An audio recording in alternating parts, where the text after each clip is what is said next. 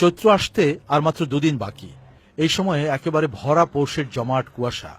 অস্বাভাবিক এই কুয়াশা ভেদ করে মহাসড়ক বরাবর সারি সারি কৃষক, মাথায় বাঙ্গির ঝুড়ি।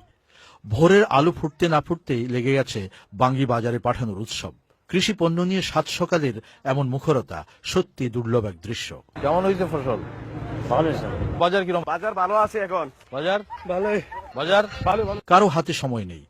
টামটার চক জুড়ে বাঙ্গির গন্ধ, লাভের নিশ্চয়তা কৃষকদের এনে দিয়েছে আলাদা এক স্বস্তি। কত করছেন? ভাঙি তিন গানি। তিন গানিতে খরচ কত? খরচ হয়েছে 50,000 টাকা, বেচ হইব 2 লাখ। 2 লাখ বেচে নেবেন? হ্যাঁ। মাশাআল্লাহ। বিক্রি হলো কত? বিক্রি হলো 1,1200। 1200। আর তোমার? আর 2 পুজো আনছি 300 টাকা বেচছি। আর হ্যাঁ। 2 পুজো আছে, আশা করি 300 টাকার মতন বেচতে পারবো। শুধু কুমিল্লা নয়, বাঙ্গি আবাদে দেশের সবচেয়ে বড় ক্ষেত্র ইলিয়টগঞ্জের টামটার চক। বহু যুগের এই কৃষিপণ্য এখনো এখানকার কৃষকের কাছে যে কোনো ফসলের চেয়ে দামি। একানি ক্ষেত্রে মনে করেন খরচ যায় বেশি হইলে, অতিরিক্ত হইলে 15-16 হাজার টাকা। আচ্ছা। আর আমরা বেশি একানি ক্ষেত্রের মধ্যে কমপক্ষে নির্মস্থলে করে 30-35 হাজার টাকা। বাঙ্গিটা লাভ আমাদের।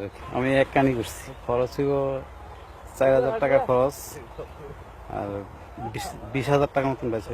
অনেক সমস্যা আর সংকটের ভেতর কৃষকের বেঁচে থাকার বা টিকে থাকার একটি ব্যবস্থা হয়েই যায়। দাউদকান্দির বাঙ্গি চাষ এলাকা সে কথাটি জানান দিচ্ছে। এই এলাকার 3 মাসের এই লাভজনক ফসলটি এলাকার হাজার হাজার কৃষককে টিকিয়ে রেখেছে দীর্ঘদিন যাবৎ সচ্ছলভাবে।